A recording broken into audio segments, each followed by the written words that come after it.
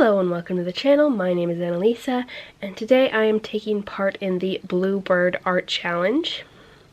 This is an art challenge hosted by Dina Tollefson, who will be linked below, along with a playlist of other artists taking part in the challenge. And I think this is a really great way to inaugurate my new channel. If you're not aware, I used to do my art on a channel just named after me called Annalisa Ely.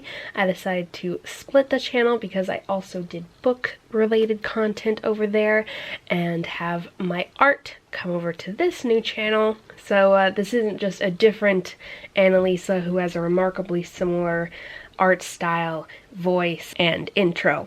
If you're new to the channel, I really like to work in watercolors. I especially like fantasy art, but I also do other things, nature art, cat art, and I also make jewelry and stuff like that, with the occasional DIY, such as making a cat tree or rehabbing my ladies' desk, I think. Sometimes they're called that. They're the fold-down ones with the little cute drawers in them. But anyway, to take part in the Bluebird Art Challenge, all you have to do is paint or draw or sculpt, whatever kind of art thing. Create something that is either bird-oriented or blue-oriented. And in this case, I am making something blue-oriented because next week I am going to the beach. And I thought it would be really fun to draw a beach scene and an ocean scene with a lot of sky in the background, so therefore a lot of blue. I am feeling very excited about going on vacation next week. I think it's going to be a lot of fun. My family has been going to the same beach hotel / conference center for the last 15 or so years. We really enjoy it. We like the once-a-day classes they have, sometimes twice a day. We like the food they serve, and we like that they have a couple of beachfront hotels you can stay in. And we also really enjoy the little town that it takes place in, Cannon Beach. It's a really beautiful place with a very distinctive sort of coastline. It's got a landmark called Haystack Rock, which just looks like a big haystack, but it's very far out from the rest of the rocks that make up the coast, so it's on a lot of postcards and is very distinctive. I have painted it before, and if I can locate that, I'll link it below. But it's just really fun to go there, and it's very relaxing. It has a lot of sentimental value because my family goes there together, and sometimes it's just my immediate family, but sometimes it's also a meetup place for a lot of my extended family on my mom's side, and so it is really special to be able to share that with all of those people. So one of the things that my mom does most of the years that we go to this place is she picks up a little castle, what are they called? A little figurine, except it's not a figurine because it's not of a person. A little castle, anyway. A little castle that is made to look like a sand castle, except much more intricate. I'm sure you've seen them. They're very popular tourist items, and my mom collects them, and so we have a fair few at home.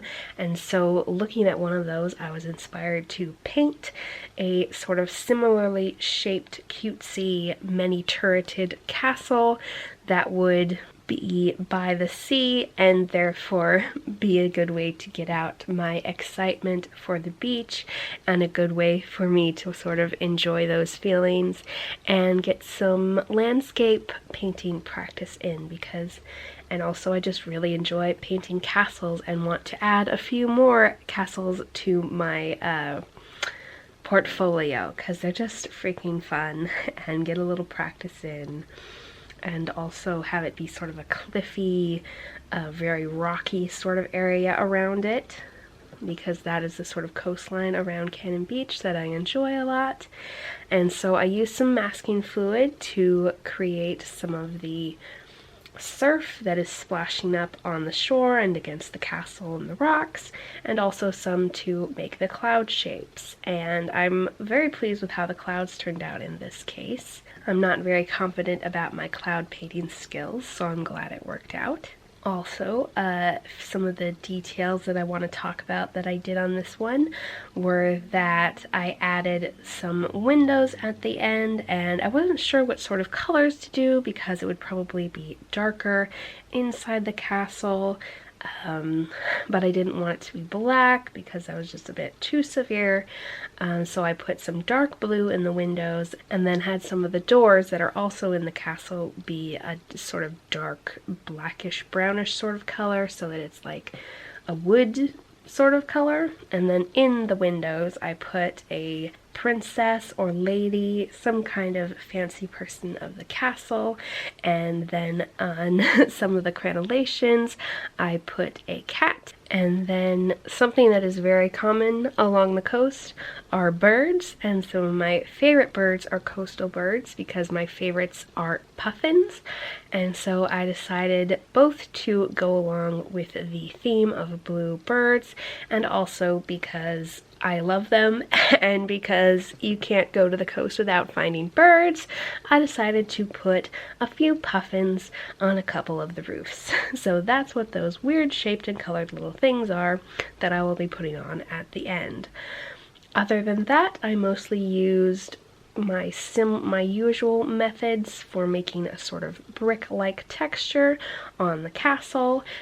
Just did a bunch of little splotches with my brush, and then did that in multiple layers so that they would look differentiated from each other instead of all one color, because sometimes the beauty of watercolor is that once it dries, you can't really blur it in with the same color. You're going to be able to see the edges, even if you use the same mixture that you were using before, and that's really handy. Although on the second layer I did mix in some extra blue to give a little bit more of a bluish sort of cast because I really wanted the whole painting to have a similar color scheme and be very bluish greenish oriented. But I will leave you now to watch the rest of the video with a bit of music.